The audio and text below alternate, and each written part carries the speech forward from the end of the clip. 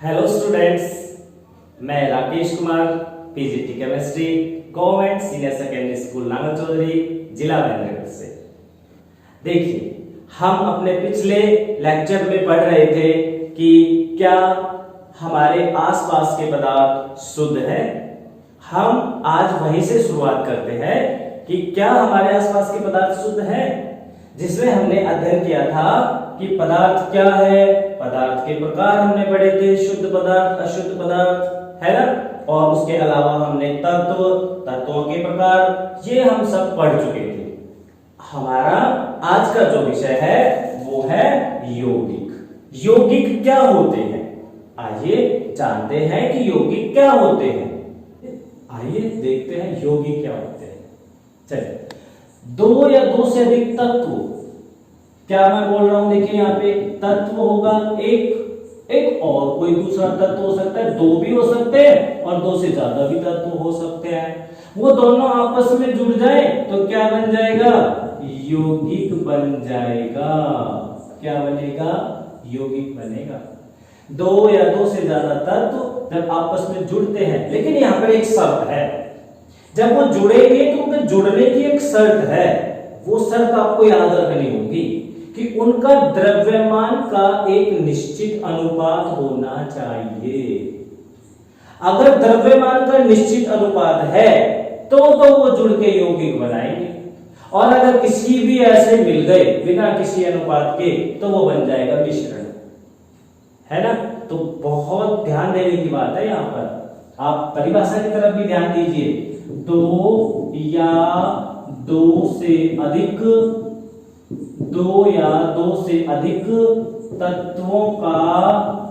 तत्वों का एक निश्चित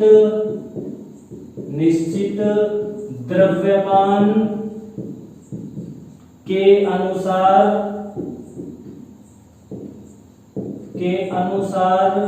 जुड़कर बनने वाला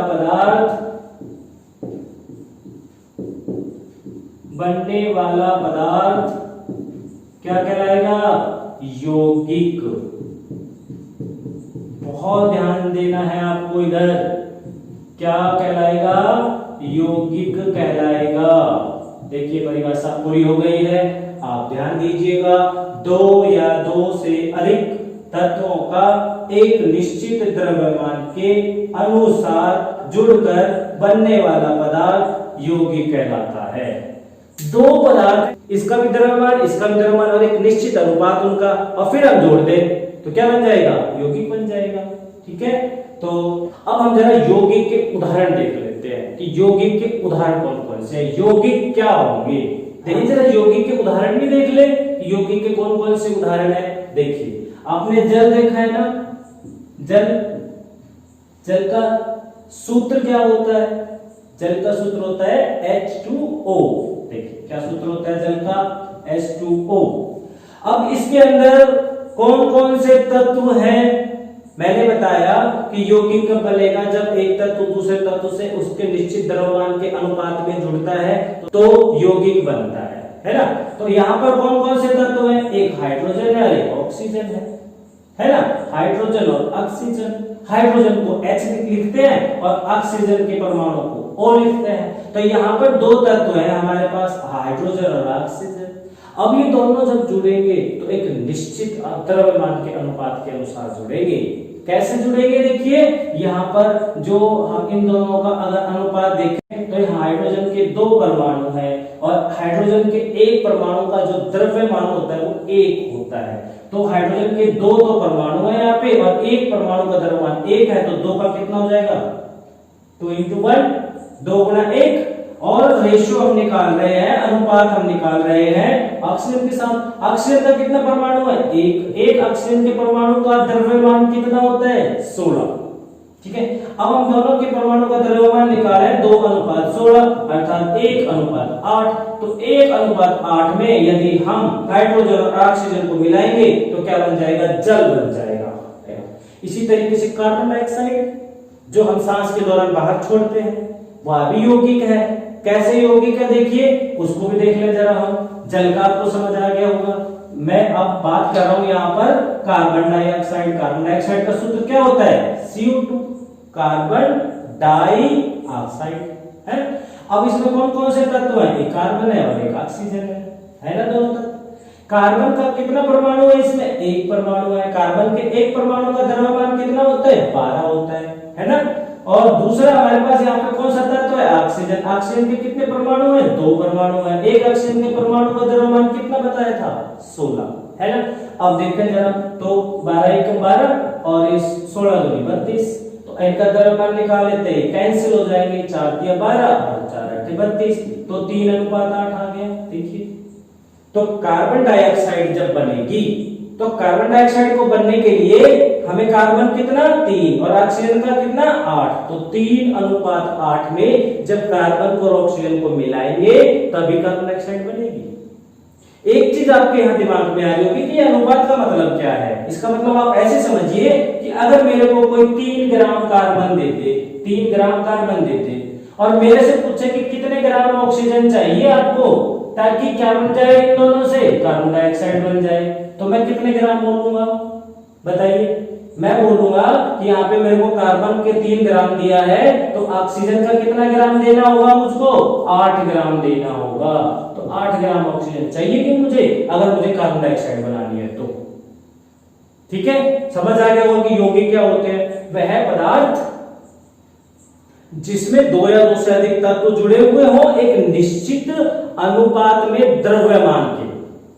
ठीक है, अर्थात द्रव्यमान के निश्चित अनुपात में यदि एक से अधिक तत्व आपस में जुड़ते हैं तो क्या बनता है? यौगिक बनता है। यौगिक के मैंने अभी आपको उदाहरण दे दिए, और भी हम उदाहरण दे सकते हैं यौगिक के। जैसे एक तो मैंने दिया आपको जल, दूसरा मैंने दिया आपको कार्बन डाइऑक्साइड, तीसरा मैं दे सकता हूं यहाँ पे अमोनिया, NH3 अमोनिया। इसी तरीके से आप और भी दे सकते हो मीथेन, मीथेन गैस जो होती है ना, HCl। यहाँ पे हम जैसे उदाहरण देते हैं HCl, ये भी यौगिक है, इसमें हाइड्रोजन और क्लोरीन जुड़े हुए हैं। ये सारे के सारे क्या है? यौगिक। क्या है? यौगिक है। तो ये यौगिक के उदाहरण हो गए। ठीक है, तो हमारा अब यहाँ पर ये वाला जो हिस्सा है पूरा हो गया है। पदार्थ का एक हिस्सा पूरा हो गया है। कौन सा? शुद्ध। ठीक है, उसके बाद शुद्ध पदार्थ 2 प्रकार के, धातु यौगिक, और धातु 3 प्रकार के, धातु यौगिक का हमने पढ़ा है अभी पूरा। ठीक, अब हम आते हैं जरा अशुद्ध पदार्थ की तरफ। अशुद्ध पदार्थ क्या होते हैं?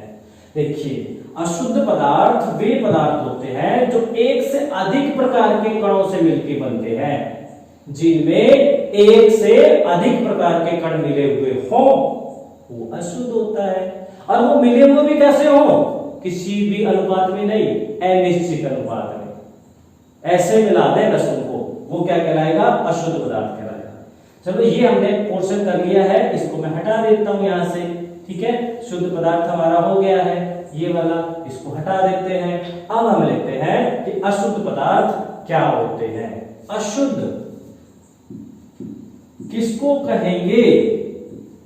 अशुद्ध पदार्थ वह पदार्थ जो एक से अधिक प्रकार के कणों से मिलकर बना हुआ है, वह क्या कहलाता है? अशुद्ध पदार्थ कहलाता है। एक से अधिक प्रकार के कणों से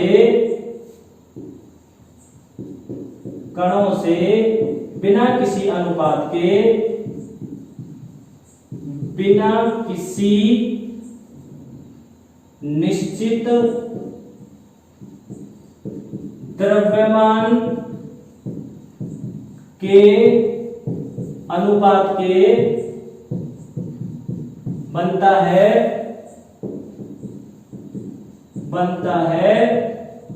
क्या कहलाता है? अशुद्ध पदार्थ कहलाता है। ठीक है,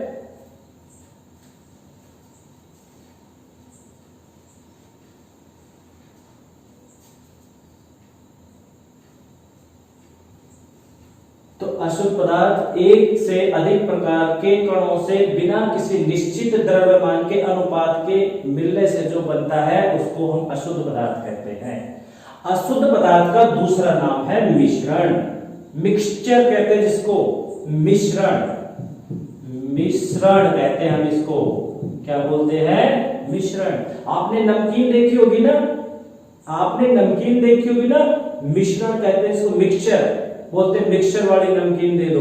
उसमें क्या क्या होता है, नमकीन तो होती है, उसमें और भी दूसरी चीजें मिला देते हैं, जैसे ड्राई फ्रूट मिला दिया, बादाम मिला दिया, काजू मिला दिया, उसमें मूंगफली मिला दी, उसके अंदर कोई और मिला दिया, दाल मिला दी, तो वो क्या बन जाएगा, मिक्सचर बन जाएगा। ऐसा ही कुछ यहाँ पर भी है।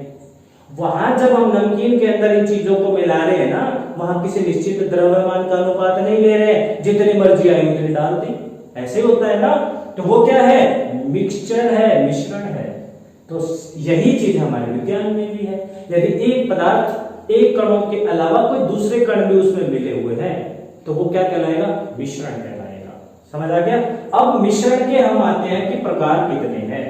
मिश्रण के दो प्रकार हैं, समांगी मिश्रण और विषमांगी मिश्रण। ठीक है, देखें। अच्छा, उससे पहले हम जानते हैं कि मिश्रण के उदाहरण कौन कौन से हैं। मिश्रण कौन से, कैसे मिश्रण, देखिए मिश्रण की अगर मैं उदाहरण की बात करता हूं तो मिश्रण के उदाहरण में हम सीधे सीधे दे सकते हैं। जैसे मैंने जल लिया, ठीक है, जल एक ही प्रकार के कणों का मिला होगा, तो अकेला वो जल है रहता तो शुद्ध है। अगर मैंने उसमें चीनी मिला दी, क्या मिला दी मैंने उसमें, चीनी, तो वो क्या बन जाएगा, मीठा पानी बन जाएगा, बन जाएगा ना मीठा पानी। तो वो मीठा पानी क्या है, मिश्रण है। क्या कहलाएगा, मिश्रण, क्योंकि एक से ज्यादा प्रकार के कण होंगे इसके अंदर, है ना। तो ऐसे ही अगर मैं जल में नमक मिला दूं तो वो कैसा पानी हो जाएगा, खारा पानी हो जाएगा नमक मिलाने से। तो वो कैसा है, मिश्रण है। नमक चाहे थोड़ा मिलाओ चाहे ज्यादा मिलाओ, कोई निश्चित अनुपात में मिला नहीं रहे हैं, तो क्या है, मिश्रण कहलाएगा, अशुद्ध पदार्थ कहलाएगा, है ना।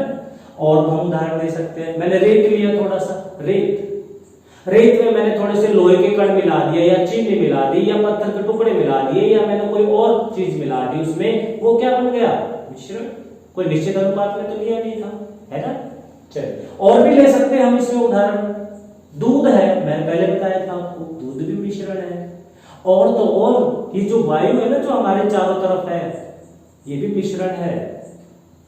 कैसे मिश्रण है, क्या है इसमें, देखो अलग अलग प्रकार की गैस है ना इसमें, जैसे ऑक्सीजन भी है इसमें 21% के लगभग, इसमें नाइट्रोजन भी है 78% के लगभग, है कि नहीं। कार्बन डाइऑक्साइड है 0.03%, नियोन, आर्गन, हीलियम, बहुत सारी गैस है, धूल कण, मिट्टी कण, धुएं के कण, है ना। तो ये सब क्या बन गया फिर, मिश्रण। तो वायु क्या है, मिश्रण। पर अगर ऑक्सीजन गैस की बात करें कि ऑक्सीजन गैस क्या है, तो शुद्ध है, क्योंकि ऑक्सीजन गैस में केवल ऑक्सीजन के परमाणु होंगे, तो शुद्ध पदार्थ होगी ऑक्सीजन गैस। लेकिन वायु मिश्रण है, आपको याद रखना पड़ेगा, ठीक है। तो मिश्रण के उदाहरण अब मुझे लगता है समझ आ गए। अब हम मिश्रण को जरा आते हैं उसके प्रकार। तो जो मिश्रण है अर्थात अशुद्ध पदार्थ है, उसके दो प्रकार होंगे, एक समांगी मिश्रण, एक विषमांगी मिश्रण, है। कितने प्रकार के होंगे, नंबर 1 समांगी मिश्रण, नंबर 2 विषमांगी मिश्रण। देखें कि समांगी मिश्रण क्या होता है, आइए देखते हैं पहले हम समांगी मिश्रण क्या होता है। समांगी को हम होमोजीनियस मिक्सचर भी कहते हैं, होमोजीनियस मिक्सचर, होमोजीनियस मिक्सचर भी बोलते हैं हम इसको। क्या होते हैं, होमो, होमो को सम, सम का मतलब ये एक जैसा, अर्थात होमो का मतलब एक जैसा। याद रखिए ये शब्द इसमें बहुत महत्वपूर्ण है। सम, सम का मतलब एक जैसा है। सम आपने गणित में पढ़ा है, समरूप त्रिभुज। सम का मतलब एक जैसे रूप वाली त्रिभुज, समरूप त्रिभुज। तो सम यहाँ पे है एक जैसा, वो मिश्रण जिनका संगठन एक जैसा हो। क्या एक जैसा हो, याद रखिए, वह मिश्रण जिनका संगठन अर्थात बनावट, जिनका संगठन एक जैसा हो, एक जैसा हो, क्या बोलते हैं? उसको बोलते हैं समांगी मिश्रण। कितना आसान है। इनका संगठन एक जैसा होना चाहिए, उनके बीच में कोई ऐसी बाउंड्री नहीं होनी चाहिए, दीवार नहीं होनी चाहिए, क्योंकि मिश्रण तो है तो दो प्रकार के तत्व तो उसमें है, पर उनके दोनों प्रकार के तत्व ऐसे मिल जाने चाहिए कि वो पता ना चले, सारे एक जैसे ही दिखे, तो वो कैसा मिश्रण? समांगी मिश्रण होगा। उदाहरण देखें, आप ध्यान दीजिएगा। मैं यहाँ पे एक बीकर लेता हूं, ये मैंने बीकर लिया यहाँ पर, ठीक है। इस बीकर के अंदर मैंने जल ले लिया, क्या ले लिया है? यहाँ पर जल ले लिया है, और इस जल में मैं क्या मिला दूं? चीनी मिला दूं। ये मैंने यहाँ पे चीनी मिला दी, देखिए चीनी मिला दी। चीनी को डालने के बाद उसको घोल दूं मैं पूरा अच्छे से। मैंने इसको इसके अंदर चीनी को घोल दिया, स्टाइल कर दिया पूरा, इसको घुमा दिया। घुमाने के बाद, घुलने के बाद चीनी, क्या आप उसमें चीनी को ढूंढ सकते हो? फिर दिखाई देगी आपको कि ये चीनी है? नहीं दिखाई देगी, अगर आपने उसको पूरे तरीके से घोल दिया है तो। यहाँ आपको कोई चीनी नहीं पड़ी हुई दिखाई देगी इसके अंदर। वो चीनी कहाँ चली गई है? वो जल के कणों के बीच चली गए हैं। चीनी के कण जल के कणों के बीच चले गए हैं, तो हमें ऐसे दिखेगा कि वो जल ही है, जबकि उसमें चीनी भी है। चीनी होने की वजह से तो कैसा लगेगा? मीठा लगेगा, है ना। तो ये जो यहाँ पर हमारे पास मिश्रण बना है, मिश्रण है क्योंकि जल है और चीनी है, दो अलग अलग प्रकार मिला दिए बिना किसी अनुपात के, तो क्या है? मिश्रण है। तो यहाँ पर जो मिश्रण बना है वो कैसा मिश्रण है? समांगी है। समांगी क्योंकि उसका संगठन एक जैसा है। संगठन एक जैसा कैसे सिद्ध करके दिखाओगे? आप यहां से एक चम्मच लो, उसको चेक करके देखो, एक चम्मच, तो मीठा लगेगा। फिर आप उसको आधा गिलास लो, फिर उसको चेक करके देखो, वो भी उतना ही मीठा लगेगा। फिर आप उसको पूरा पी जाओगे तो भी उतना ही मीठा लगेगा। ऐसे तो होगा नहीं कि एक बूंद लिया तो कम मीठा लगा, एक चम्मच पिया तो ज्यादा मीठा लगा, आधा गिलास पिया तो ज्यादा मीठा लगा, पूरा गिलास पिया तो बहुत मिठास आ गई। नहीं होता ना ऐसे, मिठास बराबर रहती है ना। क्यों? क्योंकि पूरे में चीनी के कण फैले हुए हैं, घुल गए हैं, एक बन गए हैं। और एक बनना ही क्या हो जाता है? एक जैसा बनना ही क्या कहलाता है? सम कहलाता था। तो मिश्रण समांगी मिश्रण होता है। तो जल और चीनी का मिश्रण समांगी मिश्रण है। इसी तरीके से यहाँ पे चीनी की जगह अगर मैं नमक ले लूं, मैंने यहाँ पे नमक ले लिया है, तो जल और नमक को घोल देने के बाद में पता ही नहीं चलेगा नमक कहां पर है। तो कैसा मिश्रण है? समांगी मिश्रण है ना। चलो, तो ये तो साधारण से उदाहरण थे। एक थोड़ा सा हम दूसरा उदाहरण भी देखें। एक और उदाहरण की मैं यहाँ बात कर रहा हूं, आप उसकी तरफ ध्यान दीजिएगा। मैं यहाँ बात कर रहा हूं मिश्र धातु की। देखिए, ये एक नाम है जो आपको याद रखना है, मिश्र धातु। नाम से आ रहा होगा मिश्र, अर्थात मिश्र। तो ये तो पता चल गया कि मिक्स कर रखा है। धातु, धातु अभी हम पीछे पढ़ के आए, अर्थात दो धातुओं को मिक्स कर रखा है ना। तो दो धातुओं को मिक्स कर दे तो क्या बन जाएगा? मिश्र धातु है। आपने पीतल देखा है, आपने कांसा भी देखा होगा। आपने पीतल देखा है ना, आपने कांसा देखा है ना, आपने स्टील देखा है ना, स्टील ये देखे आपने। ये क्या है? सब पीतल, जिसमें दो धातु मिली हुई है, कॉपर और जिंक। इसी तरीके से कांसा, स्टील, स्टील कौन सा? Stainless steel. बर्तन होते हैं ना स्टील के घर में, किससे किससे मिलकर बने होते हैं वो? उसमें लोहा होता है और कार्बन होता है। कार्बन अधातु है। तो हम इसकी परिभाषा थोड़ा सा चेंज करेंगे। परिभाषा में किसको बताएंगे कि मिश्र धातु क्या होती है? मिश्र धातु दो धातु धातु या धातु अधातु, ठीक है। तो मिश्र धातु क्या होती है? दो या दो से अधिक धातु धातु या धातु और अधातु का समांगी मिश्रण क्या कहलाएगा? मिश्र धातु कहलाएगा। याद रखिएगा, मिश्र धातु क्या होता है? दो धातु धातु क्या रहेगा मिश्र धातु में? देखिए, मैं यहाँ परिभाषा लिखूं एक बार, देखिए यहाँ पर परिभाषा। तो मिश्र धातु में क्या रहेगा? या तो धातु धातु जुड़ेगी एक दूसरी धातु, एक धातु दूसरी धातु से, जैसे यहाँ पे जो है जिंक जुड़ गया और कॉपर जुड़ गया, इसी तरीके से, या फिर क्या रहेगा, धातु रहेगी और धातु के साथ अधातु जुड़ जाए, अधातु जुड़ जाए और उनका क्या बन जाए, समांगी मिश्रण बन जाए, उनका जोड़ के क्या बना दे, समांगी मिश्रण बना दे। तो वो जो समांगी मिश्रण है क्या कहलाएगा, मिश्र धातु कहलाएगा। तो बिल्कुल आसान सी परिभाषा है, दो या दो से अधिक धातु धातु का या धातु अधातु का समांगी मिश्रण मिश्र धातु कहलाता है। और मिश्र धातु को हम अलॉय कहते हैं। क्या कहते हैं हम उसको, अलॉय, मिश्र धातु। आपने अपने घर के अंदर देखा होगा जो कुकर होता है जिसमें खाना बनाते हैं, मिश्र धातु का बना होता है, वो अलॉय है। एरोप्लेन की बॉडी देखी होगी, वो भी मिश्र धातु की बनी होती है। पीतल के बर्तन देखे होंगे, जो मेडल है वो देखे होंगे, है ना, किसके, ब्रॉन्ज के, कांसे के जो मेडल होते हैं, कांस्य पदक, है ना, वो किसका बना होता है, मिश्र धातु का बना होता है वो। तो मिश्र धातु क्या है, मिश्र धातु भी उदाहरण है हमारे पास किसके, समांगी मिश्रण के। तो समांगी मिश्रण के तीन उदाहरण बताए मैंने आपको, चीनी को जल में मिला दे तो समांगी मिश्रण, नमक को जल में मिला दे तो समांगी मिश्रण, मिश्र धातु बना दे तो समांगी मिश्रण।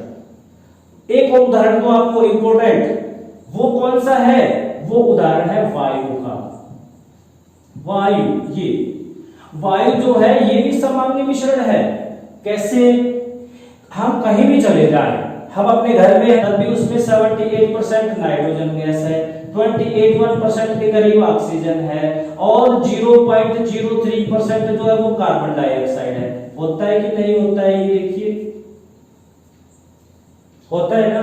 तो यहाँ पे इनका जो संगठन है वो निश्चित होता है। हम अपने घर में हैं तब भी यही होगा, हम घर से बाहर चले जाएंगे तब भी यही होगा, हम किसी दूसरे शहर में चले जाएंगे तब भी इतने ही प्रतिशत मिलेगा इसमें वायु का संगठन, कि नाइट्रोजन 78% ही मिलेगी, ऑक्सीजन 21% ही मिलेगी। अगर हम किसी दूसरे देश में चले जाएं तो वहां भी हमें ऐसा ही मिलेगा। तो वायु का संगठन निश्चित हो गया, एक जैसा हो गया ना।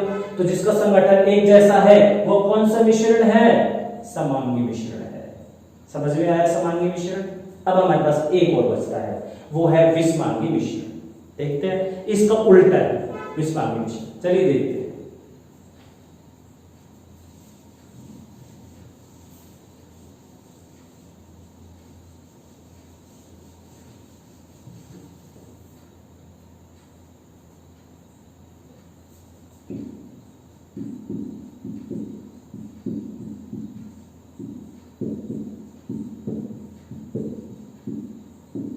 विषमांगी मिश्रण, विषमांगी मिश्रण वो मिश्रण होते हैं जिनका संगठन एक जैसा नहीं होता, ठीक है, और जिनमें दो या दो से अधिक हम जो पदार्थ मिला रहे हैं उनमें एक बाउंड्री होगी बीच में, अर्थात उन दोनों को मिलाने के बाद भी अलग अलग पहचाना जा सकेगा, वो कहलाएगा विषमांगी मिश्रण।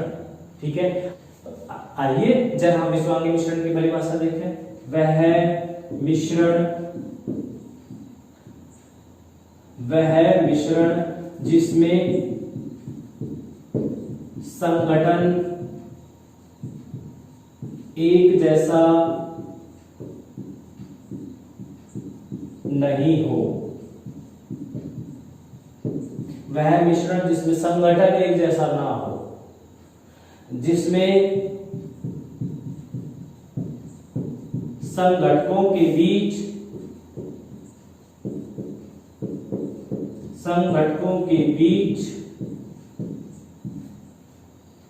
अंतर किया जा सके,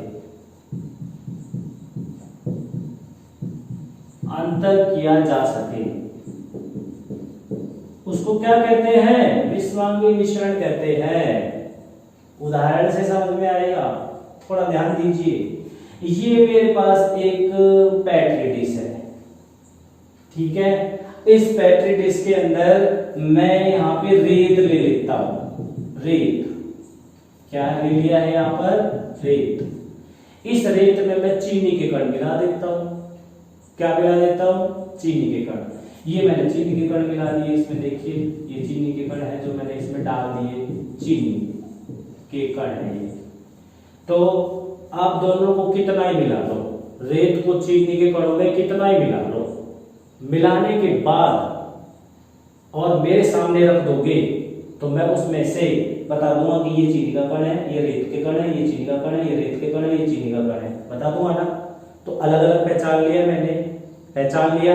तो जिसमें संघटकों के बीच, संघटक क्या है यहाँ पर, रेत और चीनी, ये संघटक है इस मिश्रण के। तो जिसमें संघटकों के बीच अंतर किया जा सके, अर्थात अंतर करके बता दे कि ये वाला ये है और ये वाला ये है, तो वो कौन सा मिश्रण है, विषमांगी मिश्रण है। जिसमें संगठन एक जैसा ना हो, ये भी चीज है इसमें, जिसमें संगठन एक जैसा ना हो। अब वो संगठन एक जैसा ना हो, इसका मतलब कि अगर मैंने यहां से ले लिया, मान लो एक चम्मच में यहां से निकाल लूं, मिश्रण में से चम्मच भरे ऐसे निकाल ली, तो यहाँ पे तो देखिए रेत के कण ज्यादा है, तो जो मैंने पहली चम्मच निकाली है उसमें रेत आ गया है, ज्यादा आ गया रेत। एक संघटक ज्यादा आया है वो रेत, दूसरा संघटक कम आया है वो चीनी, ठीक है। अब मैं एक चम्मच यहां से भर रहा हूं, ये वाला तो यहां से भर रहा हूं, तो इसमें चीनी के कण मान लीजिए ज्यादा आ गए हैं, चीनी के कण ज्यादा आ गए हैं। तो चीनी के कण ज्यादा आ गए हैं, तो यहाँ पे कौन सा संघटक आ गया है ज्यादा, चीनी। तो क्या संघटन समान है, नहीं है, कहीं तो रेत के कण ज्यादा है, कहीं चीनी के कण ज्यादा है, तो संघटन तो एक समान नहीं हुआ, नहीं हुआ ना। तो ये रेत और चीनी का जो मिश्रण है, कैसा मिश्रण है, विषमांगी मिश्रण है, विषमांगी मिश्रण। तो आप बिल्कुल अंतर पैदा कर सकते हो, तो आप बिल्कुल अंतर बता सकते हो दोनों के अंदर। और भी उदाहरण आप ले सकते हो, आपने सल्फर ले लिया, ठीक है, और सल्फर में आपने क्या मिला दिया, आपने लोहे के कण मिला दिए, लोह चूर्ण मिला दिया आपने, ये देखिए दोनों का मिक्सचर बन जाएगा। वो जो मिक्सचर होगा, मिश्रण होगा, विषमांगी मिश्रण होगा। और आप चाहो तो इन दोनों को अलग अलग भी कर सकते हो। मिश्रण की खासियत होती है कौन से मिश्रण की, विषमांगी मिश्रण की, कि आप उसको सब आसानी से कोई भी तरीका लगा करके, कोई भी भौतिक विधि लगा करके अलग कर सकते हो। जैसे इस मिश्रण में मैं चुंबक ले आऊं और मैंने कितनी देर उन दोनों को मिलाया हो, लोह चूर्ण को कितनी ही देर मैंने सल्फर के साथ मिलाया हो, पर जैसे ही मैं चुंबक लाऊंगा उसमें घुमाऊंगा, लोहे के कण उस चुंबक से चिपक जाएंगे, सल्फर बच जाएगा, अलग कर लिया। तो हम जो मिश्रण होते हैं उनके अंदर से उनके संघटकों को भौतिक विधि द्वारा अलग कर सकते हैं। यौगिकों में से नहीं कर सकते, यौगिक तो एक बार जुड़ गए तो जुड़ गए, लेकिन सब इनमें कर सकते हैं। मिश्रण चाहे हमारे पास समांगी हो चाहे विषमांगी हो, भौतिक विधि द्वारा दोनों को अलग किया जा सकता है। इसके अलावा जो मिश्रण होते हैं उनका जो द्रव्यनांक है, क्वथनांक है, वो भी निश्चित नहीं होता, कभी कम पे उबल जाएगा, कभी ज्यादा पे उबल जाएगा, कभी कम पे पिघलेगा, कभी ज्यादा पे पिघलेगा। लेकिन जो हमारे पास यौगिक होते हैं उनके जो द्रव्यमान और क्वथनांक होते हैं वो निश्चित होते हैं, शार्प होते हैं। एक जैसे जल था, जल हमारे पास यौगिक था, अब जल को हम उबालते हैं ना तो 100 पे उबलेगा, वो ऐसा नहीं होगा कि 50 से उबल जाएगा, 100 पे उबलेगा जाकर के, तो हो गया ना निश्चित। तो यौगिकों का क्वथनांक और द्रव्यनांक जो होता है वो निश्चित होता है, मिश्रणों का निश्चित नहीं होता। ये कुछ अंतर है जो आप अध्ययन करेंगे तो और भी ज्यादा समझ में आएगा। तो आज के लिए इतना ही। आज हमने पढ़ा शुद्ध पदार्थ क्या होते हैं, अशुद्ध पदार्थ क्या होते हैं, उनका वर्गीकरण हमने पढ़ा। और अधिक हम अगले लेक्चर के अंदर लेकर के आएंगे। आप देखते रहिए। कौन सा पाठ, हमारे आसपास के पदार्थ शुद्ध है।